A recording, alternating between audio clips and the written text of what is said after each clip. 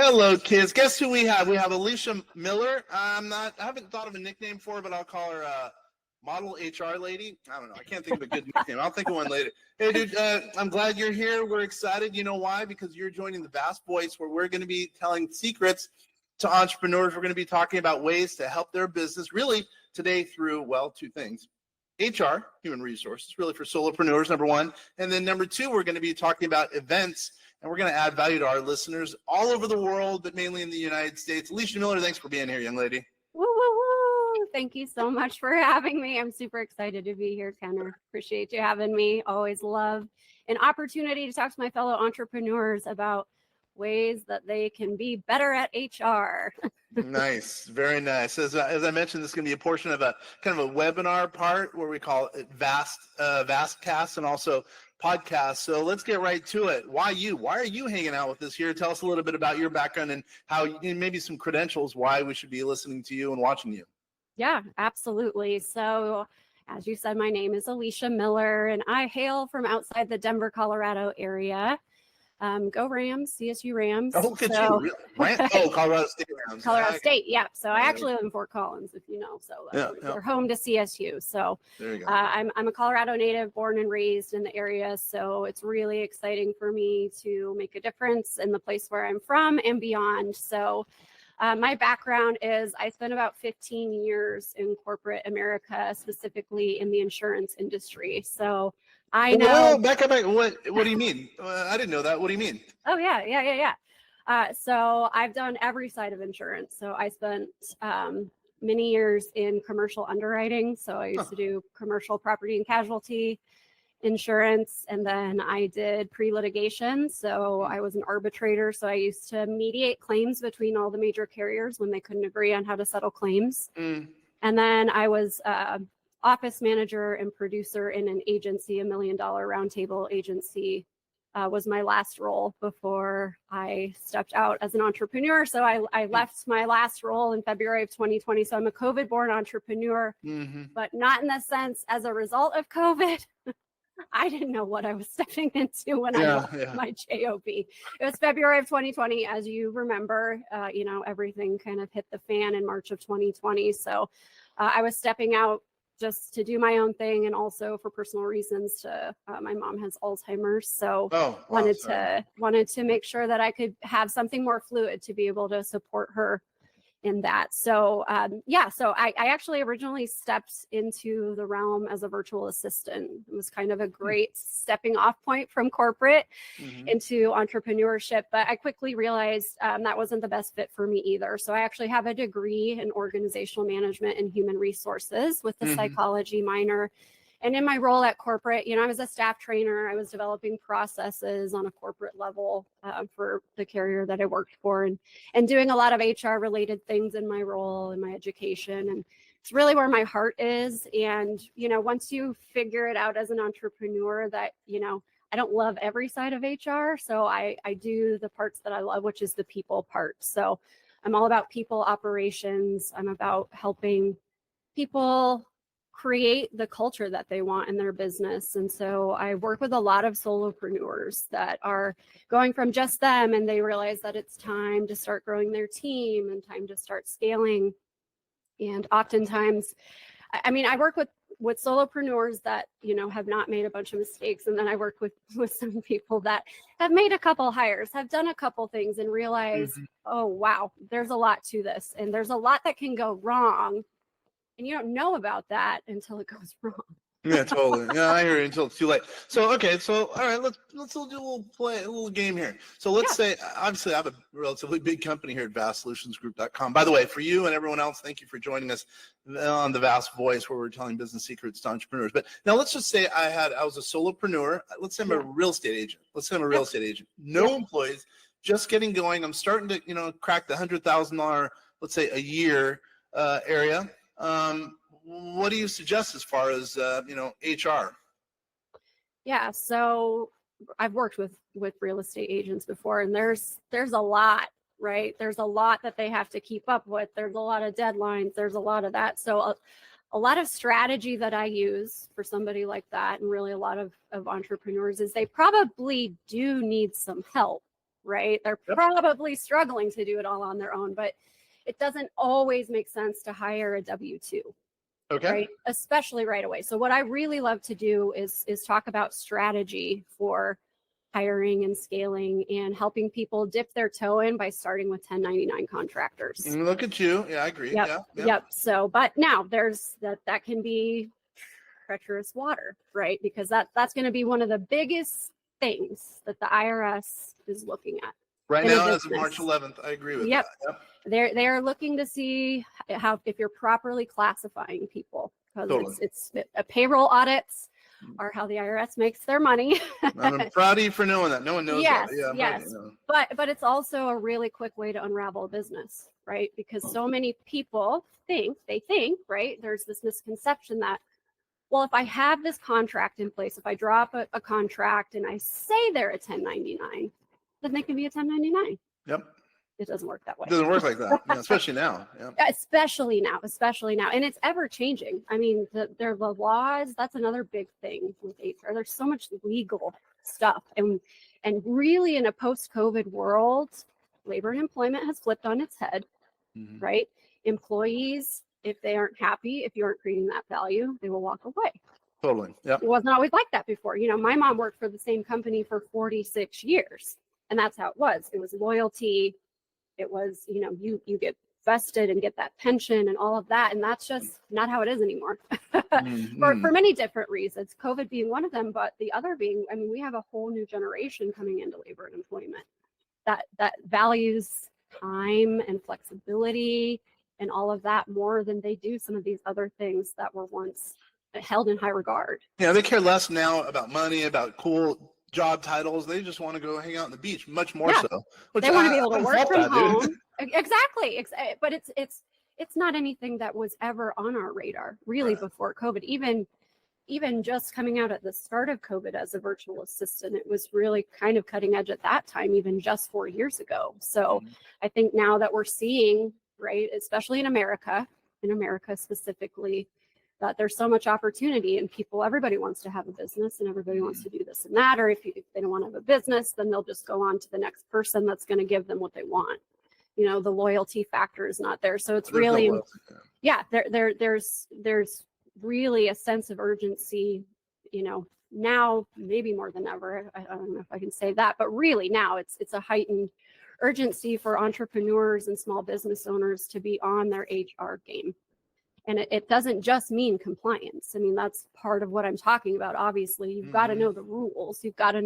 And we're talking about 1099 and W-2, but it's also about creating culture and value and all of that. But to get back to the 1099 W-2 thing, so understanding that the IRS has a test, a qualification test, a checkbox sort of thing to see, okay, are they actually a 1099 or are they a W-2? So highly encourage finding that on the IRS website, and I can send backlinks that I have to that, but making sure that you're properly classifying people. Because if you don't, it's a big way to get in trouble with the IRS. I mean, I don't know if you've heard about Uber and the lawsuit that's been going on with them and their drivers, because this is Uber, people. Like Uber did it wrong. So, they thought everybody could be all their drivers and everybody could be 1099. And it turns out that's just not correct. And now what's happening with Uber is, they're back. They've got to back pay not only payroll taxes for what would have been for a W-2, but potentially benefits as well. That's brutal. Uber is going to be one of those companies that has to abide by the Affordable Care Act in providing healthcare benefits. So the IRS, if you were supposed to have been providing this all this time, I mean, they're going to go back and they can go back with Uber. I've heard they're going back more than the typical window of like 3 to 5 years. They're going back even further. This could totally change. I mean, a ginormous company, right? From things that, I mean, how did that get missed? But that's just how this goes. So you've got to understand the differences. And so when you do it right, I really think, especially in the real estate world, you can leverage 1099s as you're scaling. I agree. Before. I agree. By the way, I would also Yeah. say under that umbrella, I would also say virtual assistants. We've had virtual assistants for years, and now we actually have started an office, a formal office in the Philippines, basically as a result. But I believe in, if to the extent possible, as long as you're not pushing the envelope, Exactly. maybe even pushing the envelope a little bit, but not too much. You rip the envelope. I believe in 1099s, virtual assistants, and then taking the W-2 step. And now, and sometimes you may have a hybrid. You may that's always exactly kind of leverage 1099s. And it's all about strategizing and understanding your vision for where you want to go with your business. And then mapping out basically an organizational chart to match it. And who do you need to hire first, in what order? And is it W-2? Is it 1099? And kind of working backwards from there. So I love strategizing with people on how they can leverage VAs. VAs are great. And I just talked to somebody this morning that's like, well, I don't know. And I'm like, you can also hire them on a project basis. Totally. Yeah. And I think that's a good way to do it.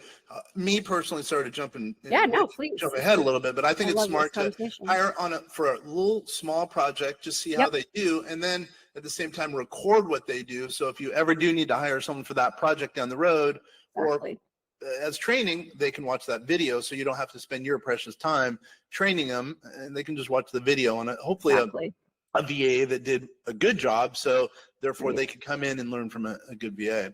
So I hear exactly what you're saying. So wait a minute, to do that, then you have to come in kind of early. If you're coming in, after the fact, when they're just about to hire that person, that's probably too late. I assume you like to come in early and kind of help them kind of make that transition when I say best them case being scenario. Yeah. I mean, best case scenario is if you're an entrepreneur and you're like, I need to hire right now, we probably should have been talking, several weeks, if not longer ago. It's just going to depend on the situation. But that's so often what we see is that entrepreneurs don't recognize when they need to start preparing to hire. They just hire. And it's like they're already there. They needed somebody yesterday. And how many times are you hiring and you have no processes written out there, all in your head because you've just been doing it by yourself, right? And you do all these things and you hire somebody and you throw this big mess at them. And that's exactly how not to keep good people. Yeah, totally. Yeah. We've all had that job where you knew they absolutely needed you yesterday, but at the same time, they weren't ready for you at all. And that's not a good feeling for a new hire. And even contractors, contractor. I'm an independent contractor. I was top talent. So when you find good contractors, you don't want to let them go either. So this applies to 1099s too. So even if you are just bringing on 1099s, that doesn't mean you don't map out processes. And maybe they're helping you do that. That's part of it too. That's part of what they come on. But really kind of stepping back. I say this all the time. I say the first big leap that we take is starting the business. The second is hiring. Because the second you hire, it's not about you anymore. I now think, and I've been an entrepreneur since 2006. Shows how old I am. Geez. What I would say is just like, you buy a computer or you buy pens for a business, it's kind of mandatory, right? I would say hiring someone is just as mandatory because, man, I know it's hard. I know it's scary, but you're going to have costs to get a business going. I think one is having a right-hand man or woman to help you. I don't care if it's a 1099, a part-time person, a virtual assistant. I think it's really important to have that person so you can hit scale quickly. Absolutely. Well, if let's just stick real estate, right? If you're in real estate, you really have no business doing your social media. You really shouldn't be playing around in your inbox. That's not how you're going to scale. Sometimes, you know what? Canva's fun. It is, right? It's fun to get around there sometimes. Or maybe it's not for you, but for some people, I like doing that part of my business. That's great, but it's not efficient. It's not what you should be doing. So I help people identify their not to-do list. And it's a great place to start with mapping it like a time audit, right? What are you doing all day, every day? It's a little intense, but what are you doing all day, every day? And then taking that and breaking what could go to a VA. And what do you need to be focusing on? So that's a great way that I start with people is what's your not to-do list. So do a time audit and then we do a not to-do list and then start breaking it down from there. What can we project out? What do you maybe need somebody ongoing for? I was talking to somebody this morning that has all this content. They're a coach, has all this content out there. It's just not organized. So I'm like, that's a VA job. The VA is going to organize it into like a little workbook thing. I'm like, but then they already have content right there in front of them to move over to social media. and repurpose, and you don't have to touch any of it. And how much more time is that giving you to be going out and, meeting deadlines, whatever it is you're doing, for your role. So I think that's one key hack, I guess, is the time audit and the not to-do list, and start filtering out, what is pertinent to your role in the business and what can be outsourced. Look at you. By the way, if you ever need anyone as far as the Philippines, please refer them to us, because we can help get virtual assistants in some Absolutely. cases. You got to get me That's all not the our core info. business, but yeah, I like that, because obviously, as you know, our core business is basically tax, finance, and artificial intelligence, usually lowering tax liability for entrepreneurs. But sometimes we do that. Some people call us, needing some extra help on the virtual assistant side. All right, so okay, now I'm vibing with you. So it sounds like you like working with solopreneurs. You like kind of helping them get to that point where they were really just before they're gonna, or well before they're gonna hire a virtual assistant, 1099, et cetera. So okay, so I know also, not to skip ahead, but I'm going to ask a couple of questions about events, because I know events is a big thing for you. So tell me a little bit about events, because I don't really hold as many events as I should. Physical events or online, but tell me a little bit about what you do for events as it relates to an entrepreneur, solopreneur. Yeah, absolutely. So events. So I'm a writer too. It's not like my main thing, but I did some writing and marketing and been involved in that space with a local chamber and stuff. So I have a lot of direct experience there too with event planning, and events can be really, really powerful for that whole goal of creating that magnetizing culture. Who are you trying to attract, not just talent wise, but client wise, right? Your culture, we know, like Google, for example, right, has this reputation of having an awesome culture. Everybody wants to work at Google, right? They have slides, they do all this. And that's going to exude outwards to the clients you're trying to attract. If your clients know that your people are happy and that everything's running great from an organizational standpoint, you're going to start attracting the clients that you want. Whereas vice versa, right? We know the employees that are miserable at these places, and it's like, why would I want to do business with you, right? So it's all very powerful. It's all interplay. And so focusing in on events like a team building event or a client appreciation event or a mastermind, or I'm really big on bringing in a piece of community to this, or a cause. So what cause do you or your business align with that you could partner with a 501c3 and again show that you're all about creating that culture of giving back at the same time. So for example, I just did a spring themed Easter event with a car dealership. Okay. So car dealership, everybody's 1099 salesman and responsible for their own marketing. So how that gets tricky.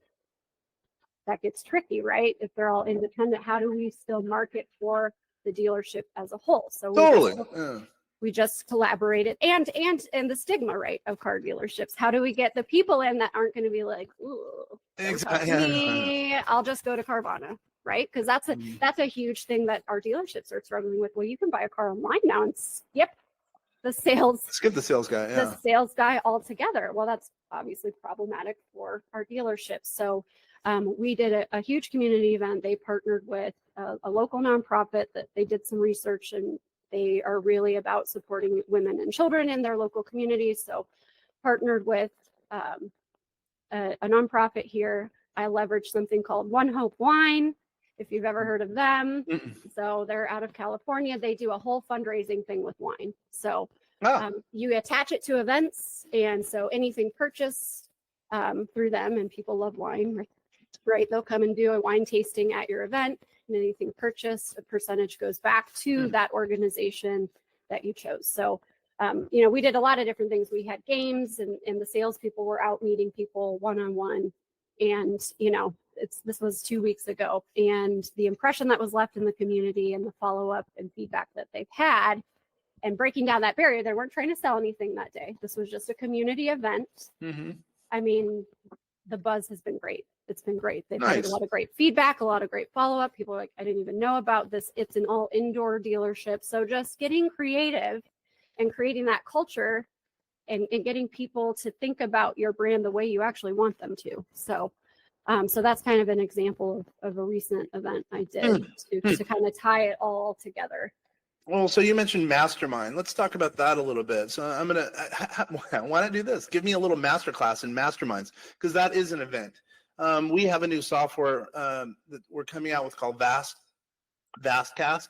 It's basically webinar / podcast all in one software, and it's all automated. We've been doing AI for years, so we're just kind of using our AI model that we've been doing for years and using it to now kind of create a funnel.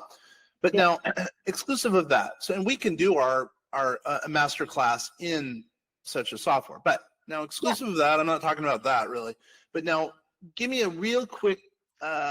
Tell me what a master class is, because there's some people who are out there who are they're realtors. They might not know, or they're agents. They might not know what a master class is. So why not announce first what a master class is? Then I'm going to drill you with some questions about that type of event, a master class. Sure. So a master class or a mastermind, I mean, they can be done a couple of different ways. It's typically a collaboration that I've seen, it doesn't have to be, but a collaboration of a specific topic or something like that, and it can be, again, they can be really different. They can be long, they can be multiple day masterminds, master classes. They can be an afternoon, they can be an hour, they can be that, but it's really honing in on something specific in the industry or what have you. And again, it's either one person coming in and doing, talking with tools and interactive, maybe activities, assessments. There's different things that you can throw in there. Or you're collaborating with people that come together and are able to tackle said topic all together in a really comprehensive way. Yep. All right, then here, I'm going to grill you with some questions. What's the best one that you've seen or that you've been involved with that's added some value to the participants of a masterclass? Let's see. So I've done one, I think it was like last year through a networking organization that I did. So it brought together people within that networking entity from all different industries. And so it was really more about networking. And I think that's always fun for me to talk about because people don't realize networking is a skill. And that it doesn't just happen. And so I saw some really interesting things. And with that one, it's people from different industries. So, because it's going to depend, if you're doing something real estate specific, you're probably going to have people from real estate on the panel or whatever. But yeah, different industries bringing different perspectives, newer entrepreneurs, more seasoned entrepreneurs, different effective ways of networking and how that can maximize your brand and all that. Yeah, I think networking is unbelievable. I asked you that question mainly because I'm only in one mastermind, and it's really expensive, but it's added value to us. It's helped me to kind of grow my business, number one, and then also networking, just as you said, because I've learned a lot from all these different people in the mastermind, and it's just been unbelievable the experience it's been. So, all right, so give me one. How about this?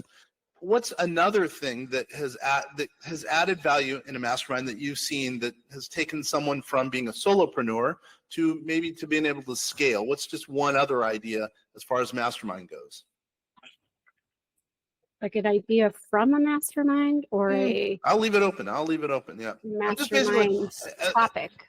From this audio video, what I'm trying to do is give added value elements that can make someone who's watching or listening really take their business to the next level, because pretty much all the people who are watching or listening to this are pretty well heeled. They're loaded, frankly. So I'm just looking for some other ideas that can maybe take someone from kind of that maybe to the next step as far as it relates to events or masterminds. Yeah, absolutely. Oh gosh. Well, with what I do, man, I don't even know if it's one thing. I think that's what's so important about HR. There is that whole staffing piece and understanding the strategy with that. That probably could be just its whole own thing about preparing to hire, because part of that is, do you have an employee handbook? You don't need an employee handbook if you only have 1099s, but so what processes and procedures do you have in place? Yeah, you can't have an employee handbook for 1099s, just everybody. That's a way to get you in trouble with IRS. Yeah, that's exactly right. Handbook if they're not employees. So there's a good example of what, the IRS is going to be looking for. So I think for me, understanding going from you to adding to your team would be a huge topic to touch on. So again, leveraging how to strategize and utilize 1099 versus W-2. How can you leverage AI? Because when I talk about that not to-do list, what can AI do of that not to-do list? Totally. So leveraging AI and then people. You got to have both. Like, we're never going to get away from people. And I think we're trending so hard towards AI, but you're always going to need people in your business. Like, you're just going to need people in your business. So I think it's understanding we need AI, but we're always going to need good people.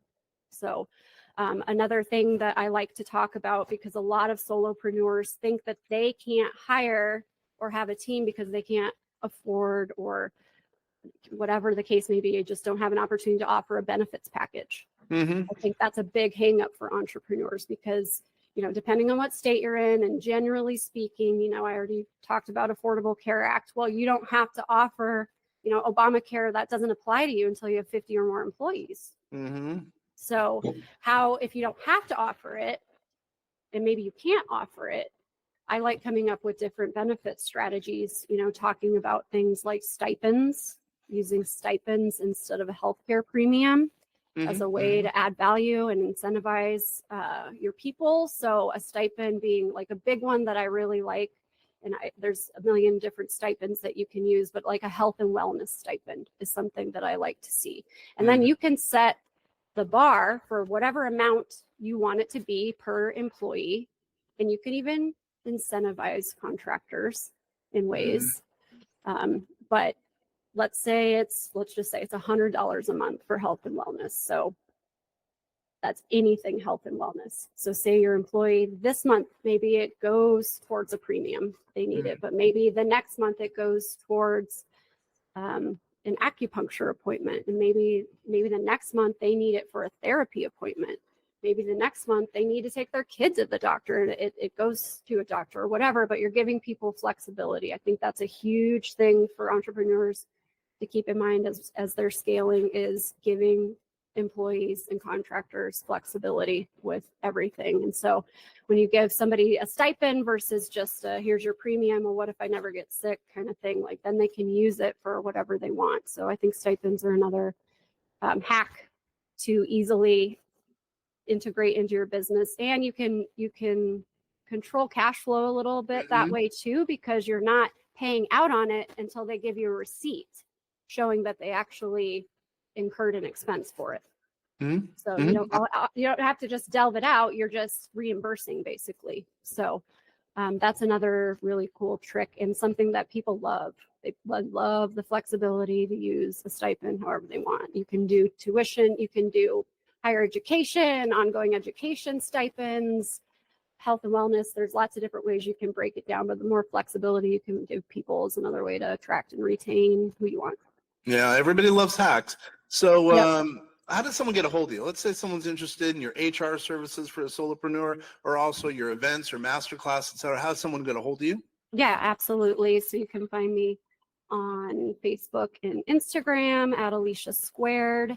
And you can find me on LinkedIn, Alicia Hewitt Miller, and you can reach out directly to Alicia at aliciasquaredllc.com. And how do I spell Alicia? ALICIA. Awesome. All right. So, okay, let's get ready to land this plane, as I always say.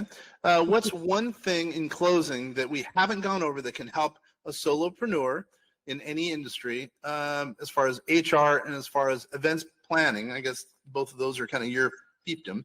What would you say that's something we have not gone over that can truly add value and hopefully put money in someone's pocket, or maybe even make it more efficient for them to do their business, therefore them being more efficient, putting money in their pocket?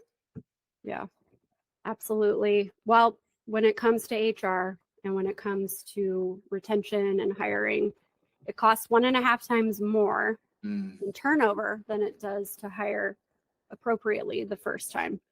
There's no surefire way to hire and know that that person that you hire is like absolutely the best, but there's a lot of steps that you can take there. So I think my biggest key takeaway really is taking your time in hiring, making sure that you have those steps, have that employee handbook, have a job description.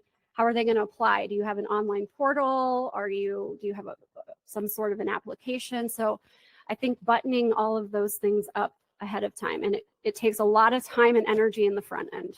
I'm very aware of this, which is also why talk to me before you're ready to hire, because it does take time to write these things out and do all of that. But then you'll be amazed what you already have in place for every time you hire after that.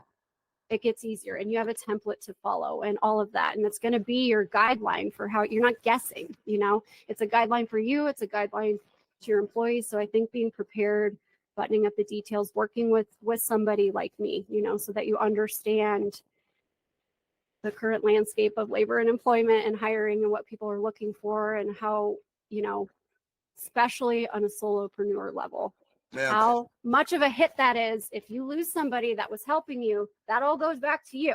So yeah, that's just like what I'm saying, what I said earlier. I mean, if you're bringing on, let's say, a VA who doesn't really know English, or even all the way to an employee who's the senior level, if you record the things that, they do on an ongoing basis, or you're training, again, someone could come in behind them. Again, either if they're a junior person, a VA, or all the way to a senior person, it makes it more efficient. Because me as an entrepreneur, since I've been around since 2006, I hate hiring people, right? Either bring them on as contractors or employees. It's a lot of work. But then again, if you automate that the first time, or actually if you do it and then follow up with a systemization of some sort going forward, it's automated so much easier. And then you could be spending more time often at the beach, or conducting business, hopefully bringing in business, or whatever the case is. But anyway, and leverage those people. They want to add value. So, hey, how do I make my processes better for the next person?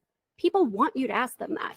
They want to be valued. They want, hey, you do a really great job at this. How can we make this process better? Is this process actually not working? Because I actually developed it myself and it worked for me, but it doesn't really work for you. So yeah, having those transparent conversations, valuing your people, realizing that people want to help you. They want to be part of it. You've just got to engage them. So yeah, 1000%.